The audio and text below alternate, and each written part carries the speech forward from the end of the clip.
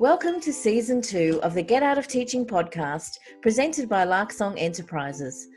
I'm your host, Elizabeth Diakos. On the show, we'll look at the who, what, where, why, when, and how of moving out of your education career and into a life you love. In this season, we'll meet ex-teachers who have taken their hobbies and passions from outside of education and created a new career for themselves.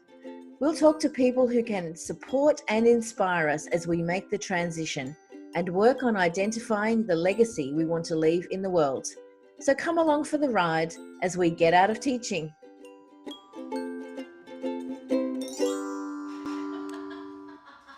Episode 19. Hi everyone and welcome to the show. On today's show, I'm very pleased to be interviewing Dale Ringin. Hi Dale, thanks for coming on the show today. Oh, thank you so much for having me on, Elizabeth. I'm excited to join you today. Excellent. So tell us, Dale, what got you into teaching in the first place? Oh, it's pretty simple, Elizabeth. I grew up as a country kid. I loved my sport. I played a lot of sport when I was at secondary school. Unfortunately, I didn't really work that hard at my schooling. I worked really hard at my sport. And so I thought, okay, phys ed, that sounds pretty good. PE teaching sounds all right. Didn't quite work hard enough to get into PE teaching, so I got into primary teaching to start with a PE major. Right, so I guess the other option would have been to study physical education or something like that and then do your teaching, like your secondary teaching qualification. Is that what I had planned to do a year of primary and then move across to PE, so secondary PE course, the degree. But again, I had too good a time in first year at uni, pretty much. So. Oh, okay. I didn't work hard enough. All right, but you obviously passed your degree, so you ended up as a teacher. So whereabouts where did you start your career? Oh, I finished my degree and for the first term had no job, and I remember sitting down with my parents and saying, I've just wasted 4 years. What the hell have I been doing? Like, I can't even get a job out of a 4-year degree. They tell me they're looking for male teachers everywhere. And then an opportunity popped up in a little place called Dimboola, which is just out of Horsham, about half an hour out of Horsham. And I was a bit excited about that because it's that's Sorry, the hometown. Just stop there for a second. You're going to have to give us a mental map here for our international listeners. Oh, okay, a mental map. All right, so we're talking about 4 hours northwest of Melbourne. Okay, so you're really quite isolated in Dimboola. Tiny little place, yeah. We're talking less than 200 kids at the school, probably 150 kids. So isolated, and I was excited for that because it was the hometown of one of my sporting heroes, one of my Aussie rural sporting heroes, that area. So I took that job and went there for 9 months. 3 terms, and they couldn't offer me anything that was solid until school went back, basically. So I was without a job for 6 weeks, no money. So that led me to saying no, sorry, and moving back to my hometown, and then getting a job the following year to here, where I'm in Geelong now, which is on the coast, about an hour southwest of Melbourne. Right. Okay. So you left the country position because they were going to keep you there for the school holidays, but you wouldn't have been able to pay your rent. No money, no moolah. They said, we'll have you back. You know, the other guy's got to come back for 1 day before he can retire. We can't pay anything. Right? Sorry. The real estate agent needs his money. No deal. Yeah, fair enough. Okay. So then how long did you teach once you got back to Geelong, and what year levels were you teaching? Yeah, so I came back and I was fortunate to get a position, which was what I was looking for. That was, Dimboola was a grade 5-6 position, but I really wanted to teach PE. So I was fortunate enough to get a position in Geelong teaching PE and art, which was an interesting combination. And I know you've got that background. And I was fantastic. I think I've told you this before. I was unbelievable at the primary colours.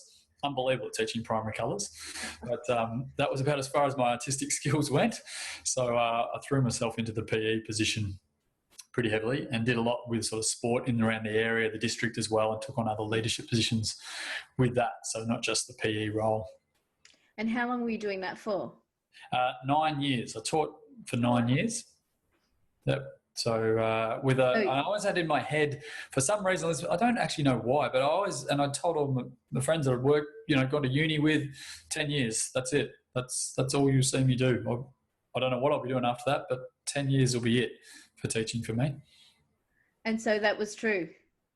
Yeah. I did it in less than that. I did it in 9 years. Yeah. Okay. Yeah. So I was 42 when I started teaching. Like my first job, I was 42. And like my colleagues were laughing at me because they said, at this school, such a big school, you don't get a birthday cake until you hit your 0 birthday, which for me would have been 50.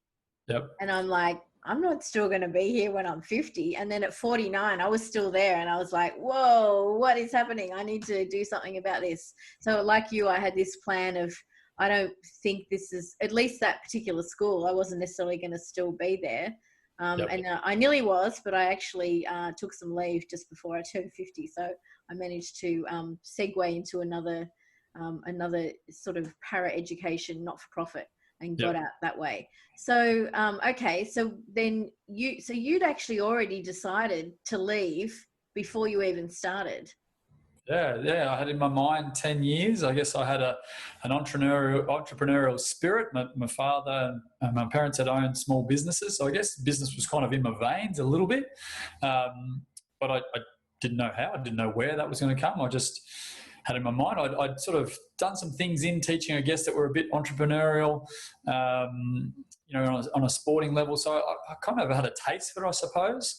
I just really didn't know which path I was going to head down. Okay, so you get to the end of your 9th year and you say, I'm not coming back. And so were you scared? No, I wasn't really scared. I'd been sort of backed into a corner by a principal where she literally gave me an overnight decision, either you're back doing this for us next year or you're back doing that next year. That's it. These are your choices. I want to know tomorrow. And so I had to make a decision. And then over the school holidays or the summer holidays, I thought more and more about it and touched base with the next boss that I'd had, who'd been my first boss at the school here in Geelong, to get his perspective. And I thought, this is not right. This doesn't feel right, this decision. So when I told her the first day going back, she said to me, well, what about your career? And I said, well, it's my career. What are you worried about? It's my career. So I wasn't fearful because I just knew I was moving to something better. So, and doing little entrepreneurial things, I guess, along the way, had already given me a taste for the fact that, okay, this is possible. And my wife was supportive and we didn't have kids at that stage. So there wasn't too much to fear. So somewhere in that 9 years, you got yourself married as well. Yeah, somewhere in that, got married, yes, along the way. And and Jodie, my wife, had said to me, okay, I'll back you in. I guess, financially maybe I was uncertain to a degree, but I didn't know what I didn't know about finance and what was, really what could be earned and how to look at money. So I was pretty naive, really. Okay, well, that's kind of, in some ways, that's good because then you weren't afraid. No, I just knew that where I wasn't the place that I wanted to be, and that was something better for me, and there was something more that I could do, and I could have a greater impact. So you made that decision. You got back to school, and you said, so you went back to school the following year. Yep. And then what happened? First day back, no kids, staff meeting. Principals got up and said, now Dale's going to be in charge of grade 5, 6s, and he's going to do da-da-da-da-da. And I had to sit there and sort of just smile, and then said, in the breaks, I said, can I just have a word to you in your office? I said, I'm not sticking around. I'm going back to part-time. And I need you to facilitate that. And if you can, I want out of here as well. I want out of the school altogether. And I need you to help me with that. Because I'm finished here. Wow. And was that because of the ultimatum that was the tipping point? Yeah, a little bit. I'd had the previous principal had given me a lot of responsibility. She'd given me a lot of leadership opportunities. She'd promoted me probably even above my band as well, and sort of an up and coming leader. I loved that. I thrived on that.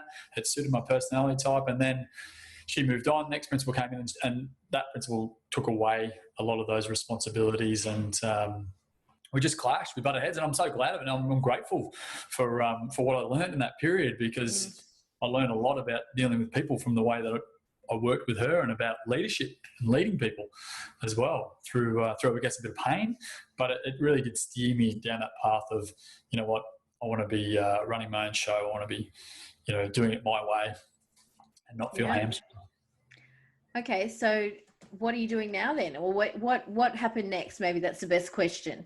Yeah, I guess through the networks that I developed, opportunities appeared, and ironically, they were still within education as well, Elizabeth. So I had a guy I worked closely with who was at a school. He had a concept for an idea of a fitness event that could be done in schools, similar to like an athletics day, but all based around fitness. So I pursued that with him. I had another principal that I knew that said, hey, listen, I need some after school programs running. Can you come in and get them going? So I pursued that, and that was sort of all before that became a government funded program. So I was running that as a business.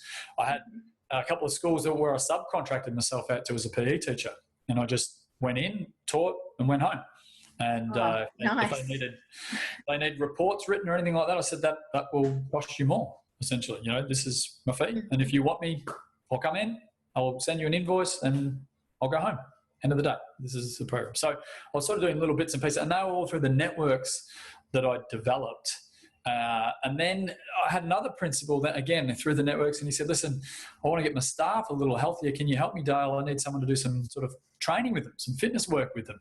And I wasn't qualified in that area, but I did have a guy working for me that was. So I put him in and thought, maybe I should get the qualification as a PT. You know, maybe I should know what he knows at least, rather than just being the employer, you know. And so I went and got qualified as a PT and started. So that's personal trainer for the uninitiated. Yeah. And so what did that involve? Like what qualifications? What was the process that you went under to do that? It wasn't too taxing. I think it was, you know, every Monday night, you know, 8 till 10 or something like that, over 12 weeks, got me a qualification that said I was a personal trainer. So it was an academic qualification, like at TAFE or something. Yeah, more like that TAFE level, more like that sort of level, you know, nothing tertiary.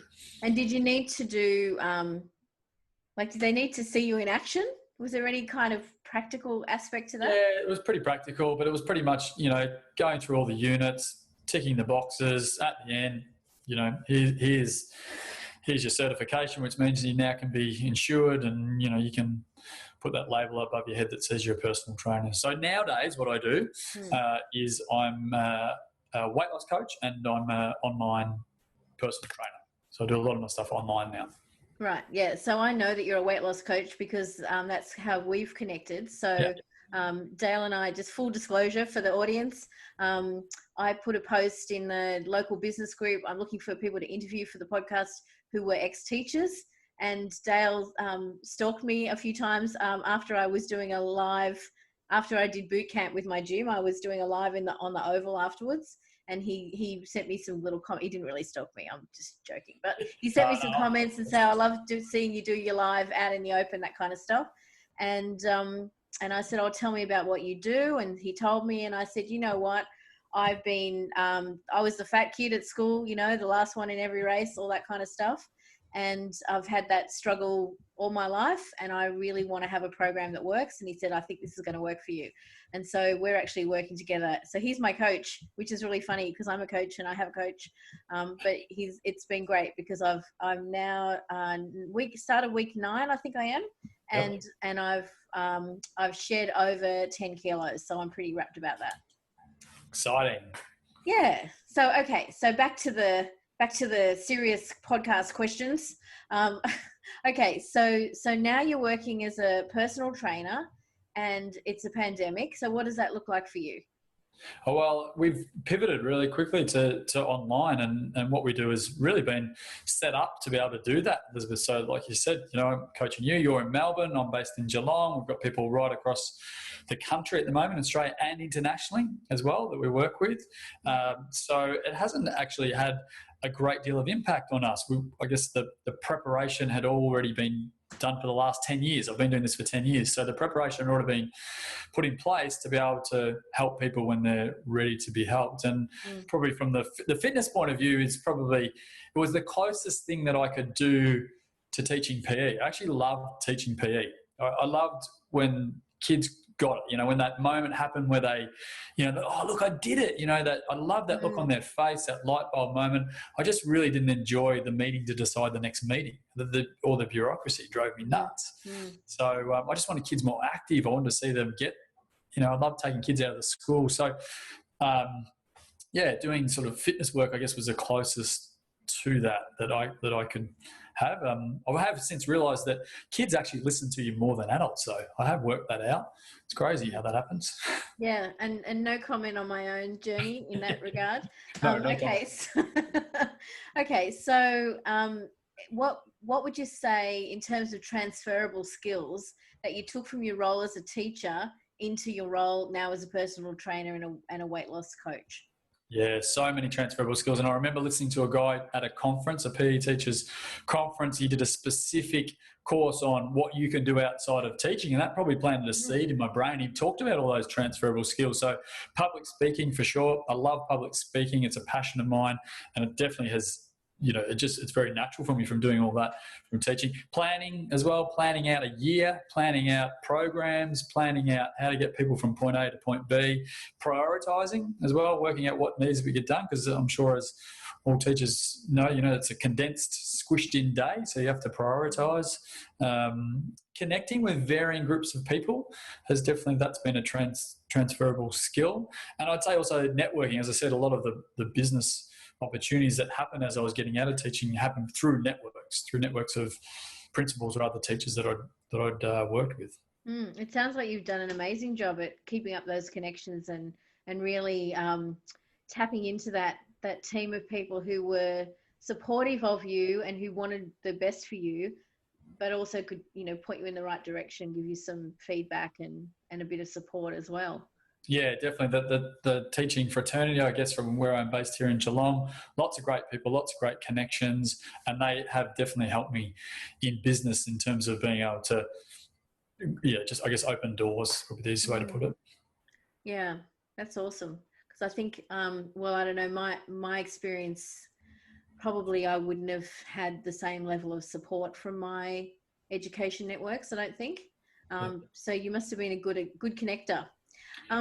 Maybe you got out of the school more too. I wonder if that's part of it, that you actually, because you were teaching an outdoor education program, like, you're outside, you go to athletics carnivals and stuff, you would meet other teachers from outside of your school in a way that maybe most classroom teachers wouldn't have that experience. Yeah, definitely. Running district-related events, with 14 different schools, running then zone-based events with 600 plus kids, taking kids to state-level events. It just all created a big network, I guess, and you sort of found the people that you knew you could, I suppose, call on or reach out to and say, hey, I'm looking to do this. That's definitely how we grew. We started with one event where we were running with about 200 to 300 kids, a fitness-based event, and we took that from one event. Well, I took it to then running it across the state, running in different schools statewide. So, and it was all built on networks. Yeah, and that's all been taken over by the government now. No, in the end, I got to a point, Elizabeth, where I had two businesses essentially running, which was a personal training business and the fitness-based events, which I was doing in conjunction. I had sponsorship from the Athlete's Foot, and we were taking it right across the state. And something had to give. I had a young family then. I had a toddler, and essentially I packed it up. I just put it away. It's probably still in my shed. All the systems, all the years of work, I just essentially said, you know what, something has to give. And I put it away and followed the fitness path. Right. Okay. You didn't want to sell that business? Looked at all those parameters and probably the systems with it just weren't, at a standard that were good enough to sell. And I know now, if I, hindsight's a wonderful thing, but with what you can do with technology, if it was the same time, it would be a very sellable, I guess, product in that sense because of what you can do with technology, but we just didn't have the means to do it back then. Yeah, fair enough. Okay. So if it sounds like you actually had a relatively easy transition out, and yet I encounter lots of teachers who feel really stuck and lost and overwhelmed by the prospect of leaving, and they want to leave. And I actually had someone comment on a post that I did this morning saying, I really want to get out, but I just don't know where to start. So what advice would you give to someone who's feeling stuck like that? Yeah, I guess, well, looking back, it feels reasonably easy. I know at the time it wasn't that easy, but I had great support from my parents. I actually borrowed $500 from my parents to start my business. That was a lot of money back then, right? I don't think I've even paid them back. So, it's a pretty cheap way to start a business. And I had looked at other business models that were, $30,000, $40,000 for franchises, this sort of stuff, and just went, no way, I'll do it myself, I'll find a way.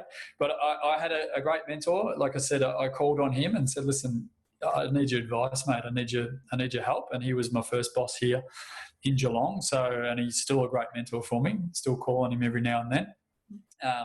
So I guess that would be my first advice. Would be to invest in reaching out to find a mentor, someone that's a bit removed. He was removed at that stage. He was removed from my scenario, so he was able to give me perspective.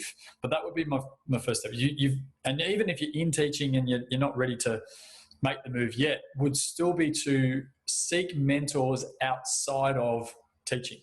Someone that can give you a removed perspective, because that's something that now I look back on was extremely valuable for me, because I really didn't know what I didn't know back then. I thought I had it all together, but I had absolutely no idea what I was walking into from a business point of view. And now, having been in business, here's the thing, is that no one in business comes knocking on your door to say, hey, Dale, I'll give you a hand to make extra money. Everyone's competition. Mm-hmm. If I go and contact a personal trainer locally here, they're not usually returning my calls to say, yeah, I'll tell you how I've made more money, how I've been successful. So you've really got to go seeking people that are willing to share what they've learned, willing to share their knowledge. So if you're looking to head in a business path, then you'd be looking to seek out people that have taken that leap and moved into business. Doesn't even necessarily have to be in the same business field that you're going into, but have experienced it and then are willing to share that as well with you. Yeah, great advice. So that's I think that applies no matter what you decide to do, isn't it? Surrounding yourself with great mentors or coaches, or like in the weight loss program, I have a dream team, which is my little kind of I guess a coterie of people who are there to help keep me inspired and keep me accountable, which is helpful and challenging all at once. Yes. Okay, so Dale, if someone wanted to get in touch with you to work with you either as a personal trainer or as a weight loss coach, what would they need to do? How would they get in touch with you? Yeah, we keep it pretty simple. We say, obviously, phone number, you can obviously give us a call, which is 0411 158 972. We do a lot of communication through Facebook Messenger because it's a great way to connect people. Like you just said, through our dream teams, we can connect people to you and other people as well. So I think there's only one of me on Facebook right now, last time I checked. So Dale Ringin, Ringin. You can look me up on Facebook or look me up on Messenger. And I'll put those links in the show notes for this episode so people can have a look at that if they want to, if they can't remember or they need to check on those details. Yep. So Dale, do you have any regrets of leaving teaching? I don't have any regrets of leaving teaching as such as getting out of teaching, and because I still have friends that are teachers. Ironically, I coach a lot of, or over the journey, I've coached teachers as well. It's kind of the irony, it's kind of like a full circle there. But so I don't have regrets of getting out of teaching as such. I have a great respect for the teachers of my children right now. I've got children that are primary and secondary age as well. Probably my regret is not being coachable enough or teachable enough myself to see where I could have gone career-wise, in terms of what could I have maybe had more leadership roles, because I do remember a boss saying to me, he goes, you've got potential. you've got the ability to go places and make a difference maybe in schools. And I was a little impatient. I asked him what he had to do and how long it took him. And I said, and when he told me, I said, look, I don't want to do that stuff and I don't want to wait that long. So I was a little impatient. I was a little unteachable in that sense. And it's led me to where I am right now, which I guess is my journey, and I'm grateful for that. Okay, great answer. So, Dale, before we wrap this up, I just want to ask you one final question. What's the legacy that you want to leave in the world? That's a great question, Elizabeth, too. And I'm going to, I will quote someone. I'm going to talk about John Maxwell, because John Maxwell talks about living your legacy, not leaving your legacy behind. So I don't want to leave a legacy behind. I want to live my legacy. I want it to be now. And that legacy is what I want to live. Well, I want to live that out for my children to start with. I want to be the example for them. I want to live it out for the people like yourself, or people that I coach, people that I work with, and the community that we've developed. And then live it out for, I guess, the future people that come in touch with us and are looking. So I would say I want to live out change. For people, I'd say live out being open to change, live out being willing to grow, and live out being healthy. It's obviously what I do, but without your health, that's your physical and your mental health. Without your health, you really can't enjoy everything else. It doesn't matter financially where you are, relationshiply where you are. Health underpins everything. And so that's what I want to be able to live out. I've got a simple affirmation. I want to be living fit and strong into my hundreds. So I plan on doing this for a long, long time, Elizabeth. Nice one. Thank you so much, Dale. Thanks for coming on the show today. Thank you. Appreciate it. You've been listening to the Get Out of Teaching podcast, presented by Larksong Enterprises, with your host, Elizabeth Diakos. Do you know someone else who could benefit from hearing more stories of hope and transition from teachers all around the world? Please take a moment to share this and other episodes via your podcast app. Each share helps me reach listeners just like you who can benefit from this content. The Get Out of Teaching podcast is proud to be part of the Experts on Air podcast network. For show notes and other resources, please visit larksong.com.au/podcast.